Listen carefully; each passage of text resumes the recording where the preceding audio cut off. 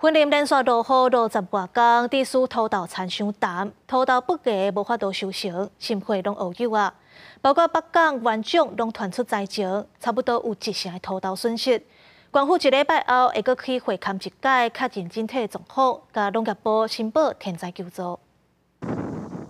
云林的土豆即马当咧采收，煞去当着最近几啊天一直咧落雨，这田土收过湿，机械煞拢袂使落去。有农民讲，这雨已经连续落10外天啊，土豆嘛拢爆芽，一定会影响到收成。你看像安落甲拢爆芽，你看，拢爆芽啊，这着拢无效啊。啊，刷哩土伤淡，伊这嘛大袂起来，拢大袂起来啊。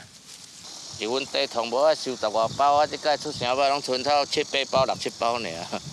农民表示，过去1份地土豆会当收成700、800斤，今年受到气候影响，有的敢若会当收500斤。农业处表示，最近陆续有收到北港甲元长的农民反映讲有损失，初步了解，大约是有1成的财损。有些发芽的状况，我们就在昨天进行了北港跟元长地区的天然灾害勘灾，虽然还没有达到救助的标准，但是我们这边也通报农民。尽快这2天，如果发生有发芽的状况，赶快到公所通报。